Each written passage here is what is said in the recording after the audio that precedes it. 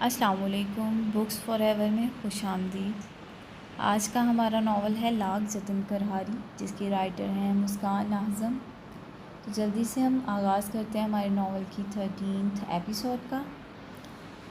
Restaurant کے اس وسیع hall کی اونچی چھت پر سنہری فانوس روشن نظر آ رہے تھے۔ لوگوں کا آنا جانا لگا ہوا تھا، سب ویٹرز جلدی میں دکھائی دے رہے تھے۔ ایسے میں وہ ایک کونے میں لگی میز پر بیٹھا گھڑی کو بار بار دیکھ رہا تھا۔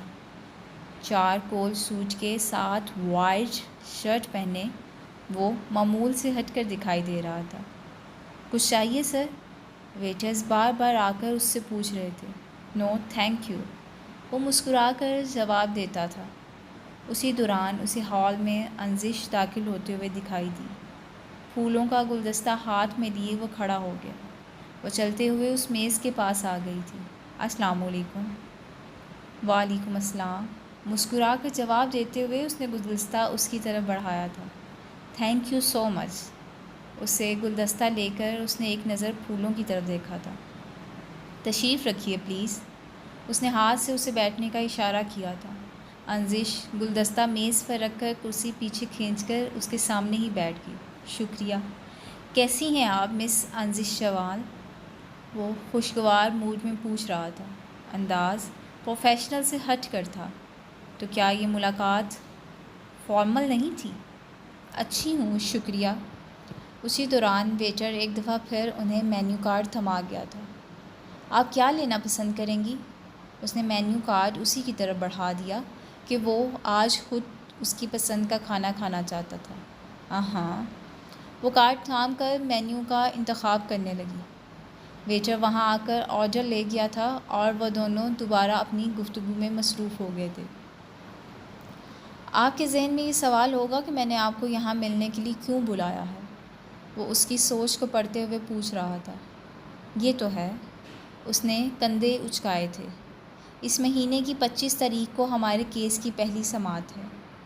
گہری بھوری آنکھیں اس کے چہرے پر جمائے وہ سنجیدگی سے کہہ رہا تھا۔ تبریز ایک گواہ عدالت میں پیش کرنے جا رہا ہے، جو کہ ظاہر ہے جھوٹا ہوگا۔ انزش کے چہرے پر کوئی تاثر نہیں تھا، کیونکہ وہ یہ سب پہلے ہی جان چکی تھی۔ آخر اسے ہی تو گواہی کے لیے بولا گیا تھا۔ تو اس سلسلے میں آپ کی کیا مدد کر سکتی ہوں؟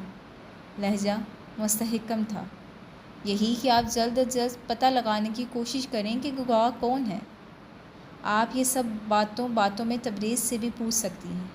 وہ اپنا مدعا اس کے سامنے رکھ سکا تھا۔ جیسے وہ بتا ہی دے گا۔ وہ استزائیہ ہنسی تھی۔ وہ بتا دے گا۔ شہریار کے لہجے میں یقین تھا، اور اس یقین نے انزش کو پل بھر کے لیے حیران کیا تھا۔ اچھا، اگر میں بتا دوں وہ کسی گواہی کے لیے کہہ رہا تھا، تو آپ اس گواہ کے ساتھ کیا کریں گے؟ وہ محتاط سی پوچھنے لگی۔ ویل، وہ مناسب لفظ ڈھونڈنے لگا۔ ہم اسے وہ سب دیں گے جس کی توقع وہ تبریز سے کر رہا ہے، یا پھر اس سے بھی کہیں زیادہ۔ وہ لالچ دینے کے حق میں تھا۔ تو پھر سن لیجئے کہ تبریز اس گواہی کے لیے مجھے فورس کر رہا ہے، سکون سے کہتی وہ انکشاف کر گئی تھی۔ اوہ! شہریار کے لیے یہ ناقابل یقین تھا۔ جانتا تھا کہ تبریز سب کچھ کر سکتا تھا، لیکن یہ سب کر سکتا تھا، یہ واقعی اس کے لیے ناقابل یقین تھا۔ کیا تبریز نہیں جانتا تھا کہ ایسے معاملات میں انزش کی جان جانے کا بھی خدشہ تھا؟ تو کیا آپ اس کے لیے راضی ہو جائیں گی؟ وہ اپنی تسلی کے لیے پوچھ رہا تھا۔ یہ تو طے تھا کہ اسے انزش پر یقین تھا کہ وہ حشام کے خلاف ایسا کچھ نہیں کرے گی، مگر تبریز کی طاقت کو بھی بہت اچھے سے جانتا تھا۔ وہ کسی سے کچھ بھی کروا سکتا تھا، حتیٰ کہ انزش سے کوئی قتل بھی۔ ہرگز نہیں، دو ٹوک کہتی وہ ارد گرد دیکھ رہی تھی۔ اس ریسٹورنٹ میں کسٹمرز ایلیٹ فیملی سے لگ رہے تھے۔ دور ایک ٹیبل سے ایک لڑکی اٹھ کر اسے اس طرف آتی دکھائی دی۔ ہائے! وہ جینس پر آف وائٹ شرٹ پہنے ہوئے تھی۔ بال سنہری رنگ کے تھے اور آنکھیں گہری بھوری، بالکل شہریار کے جیسی۔ ہیلو! انزش نے حیرت سے اسے دیکھا تھا۔ وہ انزش کے لیے انجان تھی، مگر انزش اس کے لیے نہیں۔ مس انزش، یہ میری بہن ہے پریشے، شہریار نے تعارف کروایا تھا۔ اوہ! بہت پیاری ہو تم انزش۔ ایک نظر اس پر ڈالتے ہوئے وہ مسکراتی کہہ رہی تھی جیسے اپنے بھائی کی پسند پر اسے فخر ہو رہا ہو۔ شکریہ۔ اب کی بار اپنی تعریف پر وہ دھیرے سے مسکرائی تھی۔ آپ کھڑی کیوں ہیں؟ بیٹھ جائیں۔ وہ خوش دلی سے اسے آفر کر رہی تھی۔ ویسے بھی اس وقت وہ شہریار کے ساتھ یوں اکیلے بیٹھے کمفرٹیبل محسوس کر رہی تھی۔ نہیں، یو بوتھ کیری آن۔ میرے کچھ دوست آ رہے ہیں تو میں ان کے ساتھ بیٹھوں گی۔ مسکراتے ہوئے وہ سہولت سے انکار کر گئی تھی۔ انزش نے دھیرے سے اس بات میں سر ہلا دیا تھا۔ چہرے پر مسکراہٹ یوں ہی برقرار تھی۔ اسے پریشا اچھی لگی تھی۔ یہ کہہ کر پریشا جس طرف سے آئی تھی وہیں واپس چلی گئی۔ ویٹرز اب کھانا لا کر میز پر سجا رہے تھے۔ ان کی باتوں کا سلسلہ جاری تھا جو اب کیس سے ہٹ کر تھا۔ وہ ریسٹورانٹ کی لابی سے نکل رہی تھی کہ تبھی اسے وہ وہاں کاؤنٹر کے قریب کھڑا نظر آیا۔ پی کیپ سے اپنے سنہری بال ڈھکے وہ موبائل پر کچھ دیکھ رہا تھا۔ وہ مسکراتے ہوئے اس کے پاس چلی آئی۔ کیسے ہو رحم؟ اس آواز پر وہ پلٹا تھا۔ اپنے پیچھے انزش کو یوں پا کر وہ سرپرائزڈ ہوا تھا۔ ارے آپ، اوہ سوری آپی۔ آپ کو جب فیمیل کے لیے استعمال کرتے ہیں تو آپی کہتے ہیں۔ پتہ نہیں میں کیوں بھول جاتا ہوں۔ نان اسٹاپ بولتے ہوئے وہ انزش کو سر پیٹنے پر مجبور کر رہا تھا۔ میں نے بتایا تھا کہ اردو میں بڑی بہن کو آپی کہتے ہیں۔ کسی غسیلی استانی کی طرح اس نے اسے دوبارہ سبق یاد کروایا تھا۔ مگر آپ میری بڑی بہن نہیں ہیں۔ ایک آنکھ شرارت سے دباتے ہوئے اس نے اپنی پی کیپ درست کی تھی۔ ایک لگاؤں گی کان کے پیچھے تو خود ہی مان لو گے۔ وہ اس وقت واقعی اس کی بڑی بہن بن رہی تھی، مگر میں خوبصورت لڑکیوں کو اپنی بہن نہیں بناتا۔ کندھے اچکاتا وہ اس رشتے سے انکاری ہوا تھا۔ اچھا، تو پھر کیا بناتے ہو؟ انزش کے چہرے پر مصنوعی غصہ دیکھا جا سکتا تھا۔ انزش کو ایسی باتیں بری لگتی تھیں لیکن ارحم اسے اچھا لگتا تھا، معصوم سا، شرارتی سا، اس لیے اس کی باتیں بھی اسے اچھی لگتی تھیں۔ Girl friend? اب کی بار وہ شرارت سے ہنس دیا تھا۔ نہایت کوئی فلرٹی انسان ہو تم، جو ہر کسی سے فلرٹ کرنے لگتے ہو۔ وہ بھی ہنستی تھی۔ ارحم اسے اس اجنبی شہر میں اپنا اپنا لگتا تھا۔ وجہ وہ بھی نہیں جانتی تھی، بس کچھ تھا جس کی وجہ سے اسے اپنائیت سی محسوس ہوتی تھی۔ شاید حشام سے اس کے رشتے کی وجہ سے اسے ایسا کچھ محسوس ہوتا تھا۔ نہیں، میں سے خوبصورت لڑکیوں کے ساتھ فلرٹ کرتا ہوں۔ اس نے اس کی غلط فہمی دور کی تھی۔ اوہ گاڈ! وہ اس کی باتوں پر پاگلوں کی طرح ہنس رہی تھی۔ اتنے دنوں بعد اسے یوں ہنسنا اچھا لگ رہا تھا۔ آپ کو پتہ ہے اب آپ کا سارا گاؤں بدصورت سا نظر آتا ہوگا۔ وہ کچھ سوچتے ہوئے کہہ رہا تھا۔ وہ کیوں؟ آنکھوں میں تحیر لیے وہ اسے دیکھنے لگی۔ کیونکہ اس کی ساری خوبصورتی تو یہاں آ گئی ہے، اس شہر میں جو اب مزید خوبصورت ہو گیا ہے۔ معصومیت بھری شرارت اس کے لہجے سے عیاں ہو رہی تھی۔ ہا ہا ہا ہا، بہت اچھے۔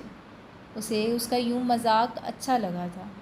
آپ کو کبھی کسی نے بتایا ہے کہ آپ کی ہنسی موسیقی کی سب سے خوبصورت دنوں میں شمار ہوتی ہے؟ وہ آج دل کھول کر فلرٹ کرنے کے موڈ میں تھا۔ ہا ہا ہا ہا، یہ زیادہ ہو گیا ہے۔ وہ اس تعریف پر جھیم سی گئی تھی۔ ہاں، یہ واقعی بہت زیادہ ہو گیا ہے۔ کان کی لو کو ہاتھ سے مسلتے ہوئے اس نے انزش کو مزید کسی خوش فہمی کا شکار ہونے سے بچایا تھا۔ اچھے انسان ہو تم ارحم۔ نہ جانے کیوں اس نے اسے سراہا تھا۔ Just for you my dear girl. پی کیپ سر سے اتار کر وہ ذرا سا جھکا تھا، جیسے کوئی شاہی ادا بجا لایا ہو۔ انزش نے اس کے بال دیکھے تھے۔ وہ گہرے، سنہری اور چمک لیے ہوئے تھے، بالکل پریشے کے بالوں جیسے، اور نہایت ٹھرکی بھی۔ وہ اپنی بات پر خود ہی ہنستی تھی۔ ٹرکی یہ کیا ہوتا ہے؟ یہ لفظ اس کے لیے اجنبی تھا اور اس سے صحیح ادا بھی نہیں ہو رہا تھا۔ ٹھرکی، جو ارحم ہوتا ہے وہ ٹھرکی ہوتا ہے۔ وہ نہایت سنجیدگی سے بتانے لگی۔ مطلب دنیا کا ہر ارحم ٹھرکی ہوتا ہے؟ اسے یہ انکشاف دلکش لگا تھا۔ نہیں، بس یہ جو میرے سامنے کھڑا ہے صرف وہی۔ اوہ شکریہ۔ وہ اسے اپنی تعریف سمجھا تھا۔ ارحم دی ٹھرکی بوائے۔ وہ اس نے اپنے لیے نیا نام سوچ لیا تھا۔ ہا ہا ہا ہا، نائس نیم۔ وہ ہنستی اور پھر ہنستی رہی تھی، اور وہ آنکھوں میں حیرت لیے اسے دیکھا رہا تھا، اور پھر کچھ یاد آنے پر کہنے لگا، کافی دن ہو گئے ہیں حشام بھائی سے بات ہوئے، میرا فون بھی نہیں اٹھا رہے، وہ ٹھیک تو ہے نا؟ ہاں ٹھیک ہے وہ۔ ہنسی بجھ گئی تھی اور ہم نے اسے اداس ہوتے دیکھا تھا۔ ہاں، وہ گاؤں میں ہی ہیں یا پھر آپ سب ادھر آئے ہوئے ہیں؟ نہیں، یہاں صرف میں ہوں۔ اس سے پہلے وہ کچھ اور کہتا انزش بول پڑی تھی، اچھا ٹھیک ہے، بہت دیر ہو گئی ہے، پھر ملاقات ہوگی۔ یہ کہہ کر وہ اسے اپنا نمبر دے کر وہاں سے چلی گئی۔ خوشگوار بات چیت کا انجام نہایت افسردہ ہوا تھا، اور یہ بات ارحم بھی محسوس کر چکا تھا۔ آسمان پر بادل کے چند ٹکڑے ابھی بھی تیرتے دکھائی دے رہے تھے۔ بارش کے بعد چلنے والی ٹھنڈی ہوا نے لاہور کا موسم مزید خوشگوار بنا دیا تھا۔ ایسے میں وہ گھر کی بالکنی میں بچھی ایک کرسی پر بیٹھی چائے سے لطف اٹھا رہی تھی۔ نظریں گود میں رکھی کتاب پر مرکوز تھیں۔ یہ گھر میں اس کی پسندیدہ جگہ تھی، ایک چھوٹا سا باغیچہ جو اس چھوٹی سی بالکنی میں سمایا ہوا تھا۔ بالکنی میں بچھا سبز کارپیٹ نرم گھاس کی طرح معلوم ہوتا تھا۔ ریلنگ کے ساتھ بھورے رنگ کی ٹوکریاں لٹکائی گئی تھیں، جن میں خوبصورت پھول باہر کی جانب سے نظر آتے تھے۔ ریلنگ کے پیروں میں چھوٹے بڑے گملے ترتیب سے پڑے دکھائی دے رہے تھے، جن میں سے کچھ میں منی پلانٹ تھے، کچھ میں رنگ برنگے پھولوں والے پودے اگے ہوئے تھے، اور کچھ میں نکلتی سبز رنگ کی بیلیں دیوار کے ساتھ اوپر چڑھتی نظر آتی تھیں۔ ریلنگ کی مخالف دیوار کے ساتھ 2 کرسیاں بچھائی گئی تھیں، جن کے درمیان لکڑی کی ایک چھوٹی سی میز رکھی گئی تھی۔ اسی میز پر چائے کا ایک کپ پڑا دکھائی دے رہا تھا، جسے اٹھا کر وہ وقفے وقفے سے چائے کے گھونٹ بھر رہی تھی۔ کیا ہو رہا ہے بھائی؟ وہ کتاب میں اتنی کھوئی ہوئی تھی کہ وہ وہاں کب آیا جان ہی نہ سکی۔ اس آواز پر اس نے سر اٹھا کر دیکھا تو سامنے شہریار کھڑا تھا۔ کچھ خاص نہیں، بس بوریت دور کر رہی تھی۔ مسکرا کر جواب دیتے ہوئے وہ دوبارہ کتاب پڑھنے میں مشغول ہو گئی۔ اس بورنگ سی کتاب سے؟ وہ اس کے ہاتھ میں پکڑی رنر کائچ دیکھ کر حیران ہوا تھا۔ اس نے ایک دفعہ یہ کتاب پڑھنے کی کوشش کی تھی، مگر شروع کے چند صفحات پڑھنے کے بعد اس نے کتاب بک ریک میں رکھ دی تھی، جہاں سے پریشی اسے 2 سال بعد اٹھا کر لائی تھی۔ ہا ہا ہا ہا، بورنگ تو نہیں ہے، دلچسپ ہے، بہت ہی دلچسپ۔ لہجے کی شدت اس کی پسندیدگی ظاہر کر رہی تھی۔ ہو سکتا ہے، شاید مجھے پشتون کلچر پسند نہیں، اس لیے مجھے یہ دلچسپ نہیں لگی۔ وہ اس کے ساتھ والی کرسی پر بیٹھ گیا، یوں کہ نظریں نیچے نظر آنے والے لان کی طرف تھیں، جو بارش میں دھلنے کے بعد بہت سخت دکھائی دے رہا تھا۔ پشتون کلچر تو مجھے بھی کچھ خاص پسند نہیں، لیکن حسن کے کردار نے مجھے اس قدر مجبور کیا ہے کہ میں اس کتاب کو ختم کیے بنا نہیں رہ پا رہی۔ اس نے مسکراتے ہوئے کتاب کا اگلا صفحہ پلٹا تھا۔ ہاں گڈ، اچھی بات ہے، تم اسے مکمل کر لو، پھر بعد میں ساری کہانی مختصر کر کے مجھے سنا دینا۔ وہ شرارت سے کہہ رہا تھا، جیسے آپ کے پاس سننے کے لیے وقت ہوگا۔ اسے ہمیشہ شہریار سے یہی شکوہ رہا تھا کہ وہ اسے بہت کم وقت دے پاتا تھا۔ کب نہیں دیا تمہیں وقت؟ وہ انجان بن کر پوچھ رہا تھا۔ انزش بہت پیاری ہے بھائی۔ اس نے صفحہ بدلنے کے ساتھ ساتھ گفتگو کا موضوع بدل دیا تھا۔ وہ اسے وقت دینے یا نہ دینے والے پوائنٹ پر مزید بات نہیں کرنا چاہتی تھی۔ سو تو ہے، اس نے ستائشی انداز میں کندھے اچکائے تھے۔ میں سوچ رہی ہوں کہ اسے میں اپنی بھابھی بنا لوں۔ اب کی بار اس نے شہریار کے چہرے کی طرف دیکھتے ہوئے بات مکمل کی تھی، تاکہ اس کے تاثرات سے اس کے دل کی حالت معلوم کر سکے۔ ہا ہا ہا ہا، اس بات پر وہ بے اختیار ہنس دیا تھا۔ ہنستے ہنستے گہری بوری آنکھوں کے گوشے نم ہونے لگے تھے، جیسے ہنسی بھی کرب کو چھپانے میں ناکام ہو رہی تھی۔ ہنس کیوں رہے ہیں آپ؟ وہ حیران ہوئی تھی۔ اس نے کتاب بند کر کے سامنے میز پر رکھ دی تھی، جہاں چائے کا کپ خالی پڑا نظر آ رہا تھا، خود شہریار کی طرف متوجہ تھی، کیونکہ وہ کسی اور کی بھابھی بن چکی ہے۔ یہ کہتے ہوئے اس کے اندر کچھ ٹوٹا تھا۔ کیا مطلب؟ پریشی کچھ سمجھ نہیں پائی تھی۔ وہ اس گھر میں رہتی ہے اپنے شوہر کے ساتھ۔ اس نے بائیں جانب موجود ایک ہسپانوی طرز کے گھر کی طرف اشارہ کیا تھا۔ بالکونی سے گھر کا زیادہ تر حصہ دیکھا جا سکتا تھا۔ وہ اپنی طرز کا ایک خوبصورت گھر تھا، ایک بہت عالیشان گھر۔ واقعی وہ شہزادی اسی قسم کے محل میں رہنے کے قابل تھی۔ اوہ، مجھے واقعی نہیں پتہ تھا۔ I am sorry. اسے بہت افسوس ہوا تھا۔ وہ تو نہ جانے شہریار کی انزش شادی کے متعلق سوچ چکی تھی، اور اب یوں اچانک شہریار کہہ رہا تھا کہ وہ کسی اور کی ہو چکی ہے۔ کوئی بات نہیں، شہریار نے مسکرانے کی ناکام کوشش کی تھی۔ وہ دونوں خاموش ہو چکے تھے۔ یہ خاموشی کچھ دیر وہاں چھائی رہتی جسے شہریار نے توڑا تھا۔ تم نے مجھے بتایا نہیں اس لڑکے کے بارے میں؟ وہ گہری نظروں سے اس کے چہرے کو دیکھتے ہوئے بولا تھا۔ کس لڑکے کے بارے میں؟ سوالیہ انداز میں اسے دیکھتے وہ دوبارہ کتاب کو اٹھا کر اپنی گود میں رکھ چکی تھی۔ جسے تم پسند کرتی ہو پریشے۔ وہ کتاب کھول رہی تھی۔ ہوا سے کتاب کے صفحے پھڑپھڑا رہے تھے، بالکل اس کے ہونٹوں کی طرح، جو کچھ کہنے کی ناکام کوشش کر رہے تھے۔ مجھے فی الحال اس سلسلے میں کوئی بات نہیں کرنی۔ جب کوئی جواب نہیں بن پایا تو اس نے یہ دو ٹوک کہہ دیا۔ تم وقت لے سکتی ہو پریشے، مگر خیال رکھنا کہ کہیں زیادہ دیر نہ ہو جائے۔ ایک نظر اس کے زرد پڑتے چہرے پر ڈالتے ہوئے وہ اپنی بات کہنے کے بعد وہاں رکا نہیں تھا۔ جانتا تھا وہاں بیٹھ کر پریشے سے کوئی پوچھ گچھ اسے مزید پریشان کر سکتی تھی، اور وہ اسے مزید پریشان نہیں کرنا چاہتا تھا۔ اس کے جانے کے بعد پریشے اپنے آنسو روک نہیں پائی تھی۔ وہ روتی رہی، اس بات سے بے خبر کہ ان آنسوؤں کا اصل قصوروار کون تھا۔ وہ اپنی اسٹڈی میں بیٹھا تھا، صوفے پر آلتی پالتی مارے بیٹھے۔ اس کی نظریں سامنے میز پر پڑی فائل پر تھیں، جس کا وہ پچھلے 1 گھنٹے سے مسلسل مطالعہ کر رہا تھا۔ یہ ہشام کے خلاف کیس کی فائل تھی، جس میں سوائے جھوٹ کے اور کچھ بھی موجود نہیں تھا۔ یہی جھوٹ تبریز کو یا تو فاتح بنانے والا تھا یا پھر کسی شکست سے دوچار کرنے والا تھا۔ اسی دوران اسے اپنے موبائل کی گھنٹی سنائی دی۔ اس نے فائل سے نظریں ہٹا کر ساتھ رکھے موبائل کو دیکھا تو وہاں پرائیویٹ نمبر سے کال آ رہی تھی۔ تبریز کے چہرے سے بیزاریت ظاہر ہوئی تھی، جیسے جان چکا ہو کہ کال کے دوسری جانب فون ہو سکتا ہے۔ اس نے کال ریسیو کر کے فون کان کو لگا لیا اور نظریں دوبارہ فائل پر جما لیں۔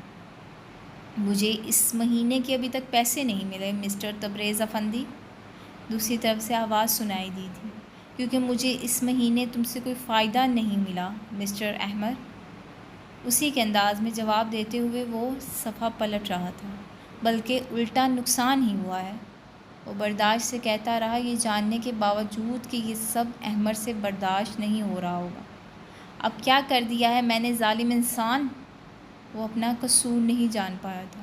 نالائق انسان، تمہیں میں نے بولا تھا کہ گواہ والی بات ابھی کسی کو نہیں پتہ چلنی چاہیے، مگر تم نے کاشف کی نظروں میں سمارٹ بنتے ہوئے اسے سب کچھ بتا دیا۔ اس کا بس چلتا تو وہ فون سے ہی احمد کی گردن دبوچ لیتا اور پھر کسی تیز آلے سے کاٹ دیتا۔ نہ رہے احمد اور نہ رہیں اس کی وجہ سے ہونے والے نقصانات۔ سوری یار، مجھے یاد نہیں رہا تھا۔ وہ شرمندہ بننے کی کوشش کر رہا تھا، مگر حقیقت میں تھا نہیں، اور یہ بات تبریز بہت اچھے سے جانتا تھا۔ سوری میری جان، مجھے بھی پیسے ٹرانسفر کرنے کا یاد نہیں رہا تھا۔ چہرے پر چھائی سنجیدگی اس کے غصے کو ظاہر کر رہی تھی۔ اب یوں تو نہ کرو میرے بھائی، وہ بے بس سا لگ رہا تھا۔ ٹھیک ہے، ایک کام اگر تم کر دو تو پیسے مل جائیں گے، اور یہ پیسے اسی کام کے ہوں گے۔ اس نے اپنی بات پر زور دیا تھا تاکہ احمد جان لے کہ وہ اپنی غلطیوں کی وجہ سے پچھلی تنخواہ گنوا چکا تھا۔ ہاں بولو۔ نہ چاہتے ہوئے بھی اسے خود کو تبریز کی بات سننے پر مجبور کرنا پڑا۔ ہشام کے ای میل اکاؤنٹ سے بھیجی گئی ہر ای میل، ڈاکومنٹس، فائلز، قرض، ہر چیز کی رپورٹ مجھ تک 2 دن کے اندر اندر پہنچاؤ، ورنہ اگلے مہینے بھی خالی جیب لیے پھرتے رہنا۔ ہمیشہ کی طرح آخر پر اس نے دھمکی دی تھی، جو کام نہ کرنے کی صورت میں پوری بھی ہو جاتی تھی۔ اسی لیے چاروں ناچار صحیح احمد کو پیسوں کے لیے کام کرنا ہی پڑتا تھا۔ میں ہشام کا ای میل کیسے ہیک کروں؟ اب کی بار وہ غصے میں دبے سے انداز میں چلایا کہ کیا تمہیں نہیں پتہ کہ میں یہ کام نہیں کر پا رہا، اور میرا ہیکر دوست اس وقت اپنی گرل فرینڈ کے ساتھ چھٹیاں منانے اسپین گیا ہوا ہے۔ میں کچھ نہیں جانتا، بے شک خود ہشام سے پوچھنے چلے جاؤ، کچھ بھی کرو، یہ تمہارا مسئلہ ہے، میرا نہیں۔ ہاں ہاں، سارے مسئلے سے میرے ہی ہیں، حالانکہ یہ سب تمہاری وجہ سے ہے۔ وہ خود کو یہ سب کہنے سے روک نہیں پایا تھا۔ اب ایسے کاموں میں یوں تو ہوتا ہی ہے۔ کندھے اچکاتے ہوئے وہ شرارت سے بولا تھا، مگر یہ شرارت لہجے سے عیاں ہونے میں ناکام ہو رہی تھی۔ اچھا میں کرتا ہوں کچھ، اسے ماننا پڑا تھا۔ Okay good. اچھا ایک بات تو بتاؤ، تمہیں یہ سب کیسے پتہ چلا کہ شہریار جان چکا ہے ہمارے گواہ کے بارے میں؟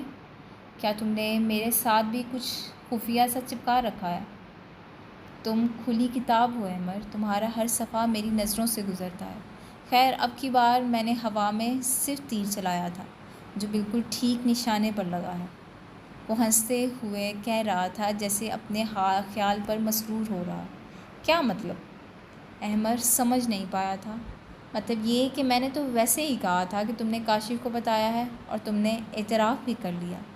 وہ فائل سے نظریں ہٹا کر پیچھے صوفے کے ساتھ سر ٹکا کر بیٹھ گیا۔ وہ کام کرتے کرتے اس کی گردن کے پٹھوں میں درد ہونے لگا تھا۔ کیا؟ احمد کو اپنی بیوقوفی کا احساس ہوا تھا۔ یاد رکھنا مجھے تبریز کہتے ہیں، تبریز افندی۔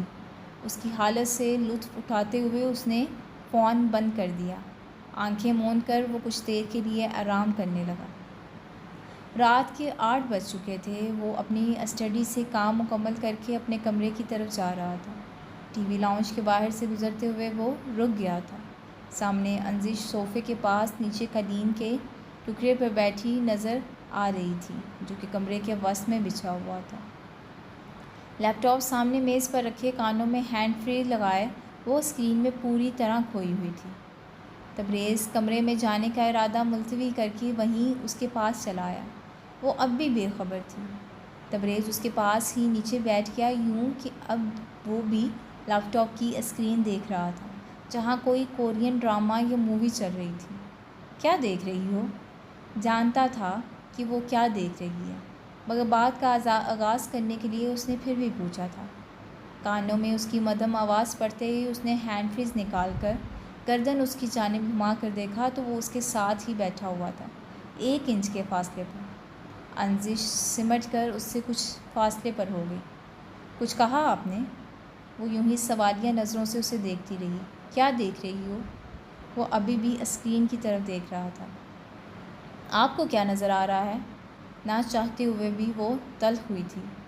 چپٹی ناک والی کوئی خلائی مخلوق جس کی آنکھیں بمشکل اتنی کھلتی ہیں کہ روشنی اور اندھیرے میں فرق کر سکیں۔ چہرے پر سنجیدگی سجائے وہ کہے جا رہا تھا، اس بات سے بے خبر کہ اس وضاحت پر انزش اس کا قتل بھی کر سکتی تھی۔ چلے جائیں یہاں سے ورنہ مارے جائیں گے میرے ہاتھوں سے۔ کاش اس کے ہاتھ میں کچھ ہوتا تو وہ واقعی اسے مار دیتی۔ اسے ہمیشہ کی طرح بہت برا لگا تھا۔ اوہ فین گرل! تبریز کچھ سمجھ گیا تھا۔ سوری۔ وہ دوبارہ اسکرین دیکھنے لگا۔ انزش کانوں میں ہینڈ فری لگا چکی تھی۔ اسے اب تبریز سے مزید کوئی بات نہیں کرنی تھی۔ وہ کیوں بولا اتنے پیارے لوگوں کو چپٹی ناک والی کوئی خلائی مخلوق؟ خلائی مخلوق ہوگا تبریز افندی کچھ۔ تبریز نے بنا اجازت لیے اس کے بائیں کان سے ہینڈ فریز نکال کر اپنے بائیں کان میں لگا لی۔ انزش نے اس حرکت پر خون خوار نظروں سے تبریز کی طرف دیکھا تھا۔ یہ کیا کر رہے ہیں آپ؟ اب وہ تنگ ہو رہی تھی اس سے۔ سننے دو مجھے بھی اس خلائی مخلوق کی باتیں۔ اب کی بار اس نے جان بوجھ کر یہ بولا تھا تاکہ انزش چڑ جائے، اور وہ چڑ بھی گئی تھی۔ اس نے نظر ادھر ادھر گھمائی تھی تاکہ کچھ اسے مل سکے۔ جب کچھ بھی نہ ملا تو دانت پیستے ہوئے خاموش بیٹھ گئی۔ اوٹو کے چنچا چل چل کھاک کھاک، وہ باقاعدہ ان کے بولنے کی نقل اتار رہا تھا، اور نہایت بھونڈی نقل اتار رہا تھا۔ انزش نے گھور کر اس کی طرف دیکھا تھا، مگر تبریز کے چہرے پر نظر پڑتے ہی اس کی ہنسی چھوٹ گئی تھی۔ وہ اس کے چہرے کے عجیب سے تاثرات دیکھ کر ہنس دی تھی۔ تبریز نے اسے یوں ہنستے ہوئے ایک نظر دیکھا تھا۔ اس کی ہنسی واقعی موسیقی کی خوبصورت دھنوں میں سے ایک تھی۔ ارحم ٹھیک کہہ رہا تھا۔ تمہیں ان کی سمجھ آتی ہے؟ مطلب کوریائی زبان کی؟ اس نے نظریں اسکرین کی طرف پھیر لی تھیں تاکہ اس کی ہنسی کے سامنے اپنا دن نہ ہار بیٹھے۔ ہاں تھوڑی بہت۔ تھوڑی بہت سے 20-25 قسطیں دیکھ لیتی ہو؟ وہ حیرت سے پوچھ رہا تھا۔ یہ آپ کو انگلش سب ٹائٹل نظر نہیں آ رہے؟ اس احمقانہ سوال پر انزش غصہ ہوئی تھی۔ میں نے دیکھا ہی نہیں۔ وہ اپنی غلطی مانتے ہوئے سب ٹائٹل دیکھنے لگا تھا۔ تو دیکھنا تھا نا، مسکراتے ہوئے کہتی وہ بھی ڈرامہ دیکھنے لگی۔ اسے تبریز کا یوں اپنے ساتھ بیٹھنا اچھا لگ رہا تھا، اور پھر بیٹھ کر اس کا پسندیدہ ڈرامہ دیکھنا اور بھی اچھا لگ رہا تھا۔ وہ اکثر حشام سے بولا کرتی تھی کہ اس کی خواہش ہے کہ حشام اس کے ساتھ بیٹھ کر اس کے پسندیدہ ڈرامے دیکھے، مگر حشام نے کبھی اس کے ڈراموں میں کوئی دلچسپی نہیں ظاہر کی تھی۔ اور ایک یہ شخص تھا جو اسے ایک آنکھ نہیں باتا تھا، اس کا سب سے بڑا دشمن تھا۔ اس کے ساتھ بیٹھا ڈرامے میں انزش سے زیادہ دلچسپی لے رہا تھا۔ تم بہت بڑی بے وقوف ہو انزش، وہ کہہ رہا تھا۔ انزش جو ابھی اس کی سنگت میں بیٹھی خوش ہو رہی تھی، اس کی بات پر حیران ہوئی تھی۔ کیا مطلب؟ مطلب تمہیں شہریار کو نہیں بتانا چاہیے تھا کہ حشام کے خلاف گواہی تم دے رہی ہو۔ نظریں ہنوز اسکرین پر تھیں، مگر وہ پھر بھی انزش کے تاثرات دیکھ سکتا تھا۔ آپ کو کیسے پتہ چلا کہ میں نے ایسا کچھ کہا شہریار سے؟ وہ بہت احتیاط کے ساتھ گئی تھی وہاں، تاکہ تبریز کو کبھی بھی اندازہ نہ ہو سکے کہ ان دونوں کے درمیان کیا گفتگو ہوئی ہے۔ جانتی ہو، اس کیس کو جیتنے کے لیے اس گواہ کو ختم بھی کر سکتا ہے جسے ہم عدالت میں پیش کریں گے، چاہے وہ انزش جمال ہی کیوں نہ ہو۔ وہ اس کے سوال کو نظر انداز کر کے اپنی بات کو جاری رکھے ہوئے تھا۔ اوہ، تو آپ یہ سب کہنے کے لیے بیٹھے ہیں؟ وہ جو کسی خوش فہمی کا شکار ہو رہی تھی، اب تبریز کے ہاں آنے کا اصل مقصد سمجھ گئی تھی۔ تمہیں شہریار پر اتنا بھی اعتبار نہیں کرنا چاہیے۔ مانا کہ وہ بالکل ٹھیک ہے، مگر کسی پر ضرورت سے زیادہ اعتبار لے ڈوبتا ہے انزش جمال۔ وہ اس کی سنے بنا اپنی کہی جا رہا تھا۔ آپ نے اتنے جاسوس چھوڑ رکھے ہیں، او مائی گاڈ! وہ اس کی باتوں پر غور کیے بنا سوال پہ سوال کیے جا رہی تھی۔ جاسوس تمہارے ساتھ تھا انزش؟ کیا مطلب؟ تمہارا یہ نیکلس، وہ اس کی گردن میں پہنے نیکلس کو دیکھتے ہوئے کہہ رہا تھا۔ انزش اسے سوالیہ نظروں سے دیکھے گئی کہ بھئی تمہاری یہ پہیلیاں میری سمجھ سے باہر ہیں۔ اس کے پرل میں مائکرو فون لگا ہوا ہے۔ وہ اتنی وضاحت دے چکا تھا جتنی ضرورت تھی۔ تمہارا نیکلس کبھی امریکہ سے آیا ہی نہیں تھا۔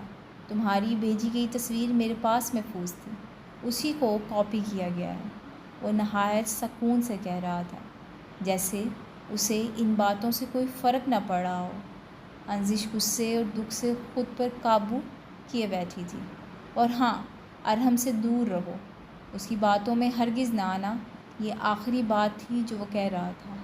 ایک نظر اس کے سرخ پڑتے چہرے پر ڈال کر اس نے اپنے کان سے ہینڈ فریز لگا کر واپس انزش کے کان میں لگا دی، اور پھر مزید اس سے کچھ کہے وہ وہاں سے چلا گیا۔ انزش ابھی بھی بت بنے اسی جگہ کو دیکھ رہی تھی جہاں وہ کچھ دیر بیٹھا اسے بہت اچھا لگ رہا تھا، مگر اب وہ اسے زہر لگ رہا تھا۔ کاش تبریز افندی، میں تمہارا قتل کر سکتی۔ یہ کہہ کر اس نے دونوں ہاتھ پیچھے کی طرف بڑھا کر گردن سے نیکلس کھینچ کر دور اتار پھینکا تھا۔ وقت کا پنچھی اڑ رہا تھا، کیس کی سماعت کے دن قریب سے قریب تر آتے جا رہے تھے۔ ایسے میں دونوں حریف اس کیس کو جیتنے کے لیے دن رات کوشش کر رہے تھے۔ اس کیس کا حتمی فیصلہ کسی کو بھی سزائے موت سنا سکتا تھا۔ ثبوت و شواہد میں ذرا سی بھی غلطی پھانسی کے پھندے تک لے جا سکتی تھی۔ دونوں پارٹیز کے وکلاء کیس کو مضبوط بنانے کے لیے ہر ممکن کوشش کر رہے تھے۔ تبریز افندی اپنی ساری چالیں چل چکا تھا۔ اب ان چالوں سے حاصل ہونے والے نتیجے کا وقت تھا، جو یہاں تو تبریز افندی کے حق میں جا سکتا تھا یا پھر اسے مجرم قرار دے سکتا تھا۔ دوسری طرف شہریار کا بھی یہی حال تھا۔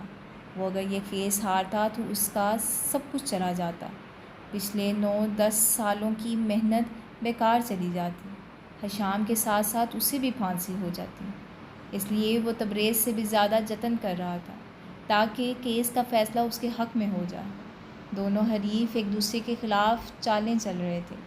ایسے میں ایک چال وقت بھی چل رہا تھا، اور کون جانے کہ وقت کی یہ چال کسے ناکام بنانے والی تھی۔ تو یہ تھا ہمارا آج کا ایپیسوڈ۔ ملتے ہیں ہم کل ایک نئی ایپیسوڈ کے ساتھ۔ تب تک کے لیے اپنا بہت سارا خیال رکھیے گا، دعاؤں میں یاد رکھیے گا۔ اللہ حافظ۔